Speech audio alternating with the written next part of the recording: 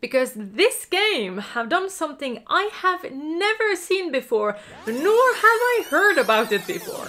Hi, my name is Arevya and I'm a disabled and chronically ill content creator, and this is my second video of us looking at the accessibility on the games that were just shown at the Wholesome Direct 2023. This will be a mini-series split in 2 parts because I got sent a total of 9 demos to take a look at, so big shout out to Jenny from Wholesome Games to send me all these games. That was really amazing of you. In this video we will be looking at these games, and here is also the timestamp for when I will talking about them. And if you missed the first part of this mini-series where we looked at these games, you can click up in one of these corners to see that video. And same as last time, let us lay down some ground rules of how I looked at accessibility of the games today.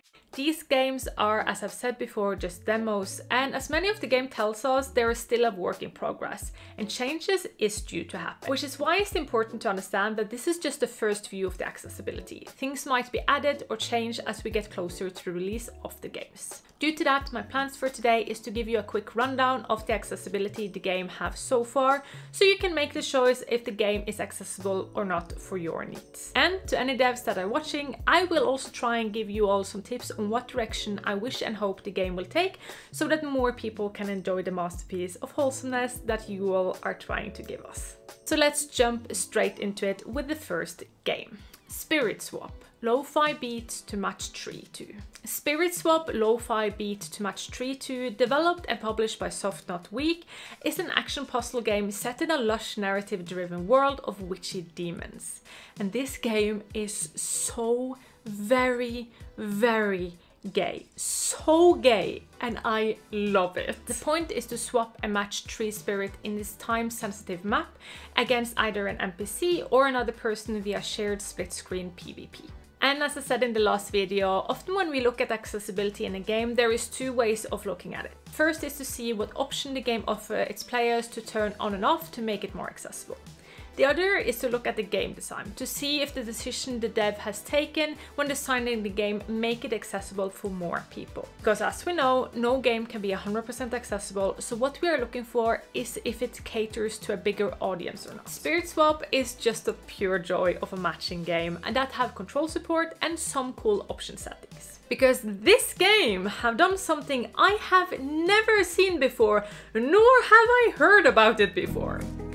In the same way as other games has audio sliders, they actually let you hear the changes happening to things like the music, ambience, volume, and special effect volume. This is so genius and something I wish so many more devs learned from. Other than that, the option also have a nice little banner telling what each setting do, but I am missing some text, HUD and UI settings here, especially the text. This game is played sort of like a mobile game, and the story is conveyed to you as a manuscript.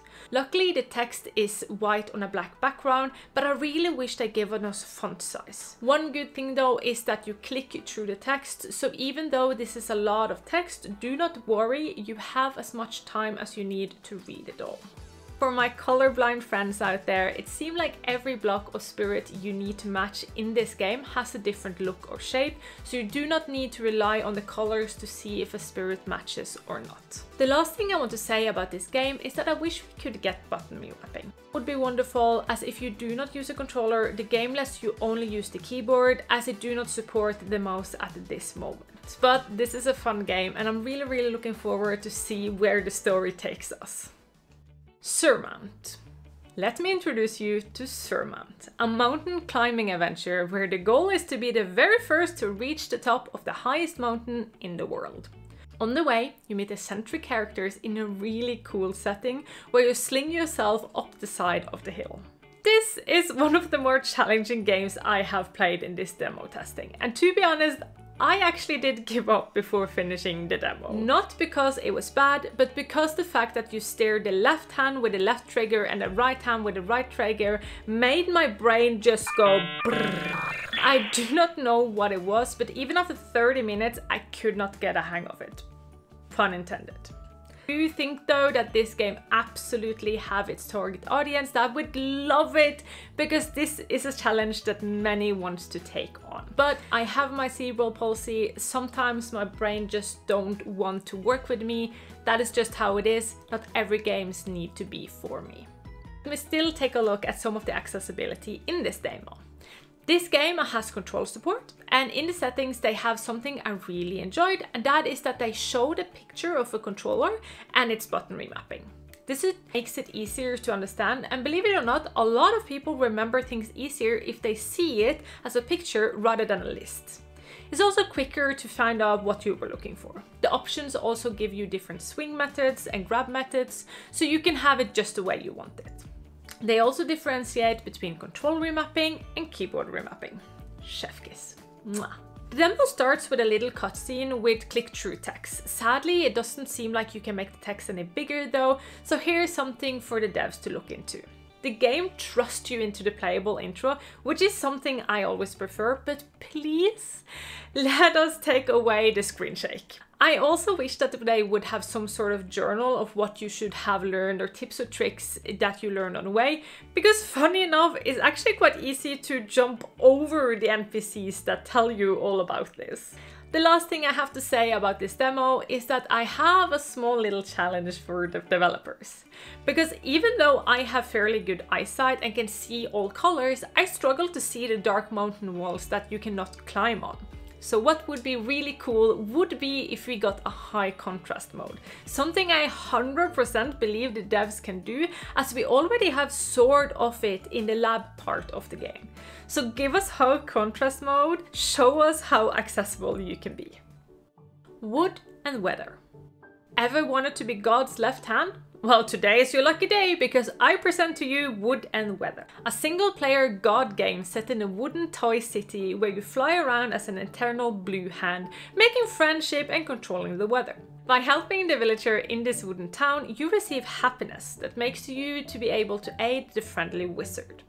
This is the weirdest, most addictive game I have played in a long time, as you can do anything you want, so the goblin in me just want to make utter chaos. The game has control support, but sadly quite few options. The controllers are quite innovative though, and the camera in the game flies really smooth, not making me motion sick in any single way. It also shows you what button to press, which is helpful for someone like me that can easily forget things. And if you ever get stuck, your friendly wizard neighbor will help you with hints and tell you what to do next. Everything you hover over would have like this little outline, which is cool because it keeps you from getting confused on what you are about to catch if there are a lot of things clustered into one. When it comes to what I wish the game would do more of when it comes to accessibility, is that I wish that it would expand the journal system.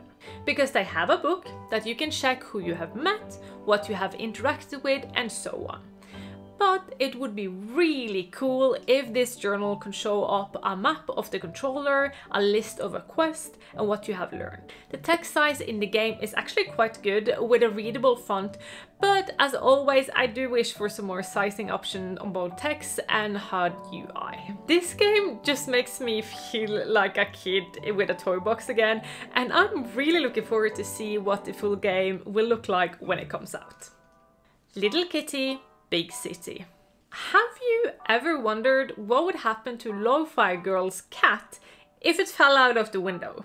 Well, here seems to be your answer. Little Kitty, Big City, developed and published by Dagger Studio, is a person adventure game where you play a cat trying to find its way back home. Do what cats do best, make chaos, explore the city, make new friends, and wear cute little hats. This is just the cutest little game I've seen so far, with such a unique charm and good dialogue.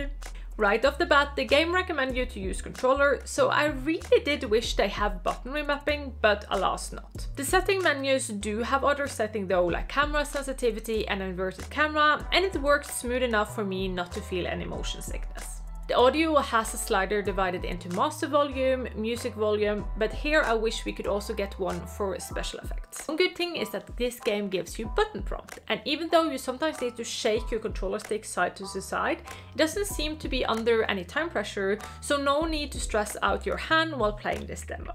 We are also given a journal system, which is set up more like a to-do list and is really needed because this is a game where you just run around and do shenanigans all the time. Though it is a bit hard to know what to do when you start the game. Not because of the journal system, but because they don't actually tell you how to use the controller when you first start the game. It's more of a game where you learn one thing, walk a bit more, then they tell you what the next button do on your controller, before you walk a bit more, and then you get a new how-to on your controller, and so on and so on.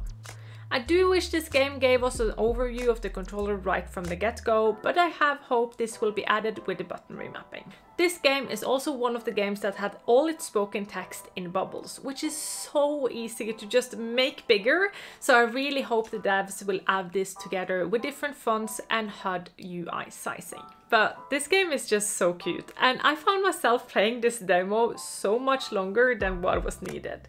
The only thing that annoyed me about the movement of the cat though is that when you first commit to a jump, there is no way to cancel it. You have to jump. And that was a bit annoying as I have hands that sometimes just does what I want due to my cerebral palsy. So I had a lot of extra jumps here and there due to the trembles or spasms in my hands. So I would like to get a cancel button for the jump. Other than that, this is an easy to do puzzle game with beautiful contrasting colors set in a wonderful world. And in other words, I can't wait to see more. Venba. Last game I will take a look at today is Venba by Visai Games. This is a short single-player cooking game where you follow an Indian mom who has moved to Canada with her family in the 80s. This game lets you cook various dishes, sort of like a puzzle game. The demo is short and sweet, with just a little taste of what to come in the following game. The game have controller support already, but no settings so far, and I think this game falls into the same category as many other demos, it's just haven't come that far yet. And as I have said before, that is okay, but let me tell you what I hope the devs do implement when the game is done. First is sound sliders that is divided up in different types, as I absolutely love the music in the game, but the sound effects is quite high, making them a bit uncomfortable. The text itself is shown on screen in these cute speech bubbles, which makes me hopeful for some text sizing. The design in the game is beautiful and unique, and big speech bubbles can cover a lot of the scenery. But do remember that for those who need bigger text, it will be better to be able to actually understand what is happening, so they can play and enjoy the game as everybody else. I also hope for the more standard things like button remapping, journal system, a way to look up how to do things, and so on. But this is not to say that the game is without any accessibility, because it's not. We have click-through text. Hint that helps you if you don't understand what to do while you try and decipher the puzzle. And the game will let you try over and over and over again until you get it. In other words, this game is on the right track, and I'm looking forward to see what it would look like in the end. What have the developers cooked up for us? And that is all I had for this part 2 of this miniseries. And if you have not seen it yet, go check out the first part. Link somewhere here. And remember, this is just my own view of the accessibility looked through the lenses of my own illnesses and my disabilities. As we all know, no two people with disabilities are alike, and so also will not their accessibility needs be. So if you have played any of these demos, do you have any other wishes for the game to add? Do you think this review makes you want to pick up the games? Comment below what you think, and I will see you next time. Bye bye!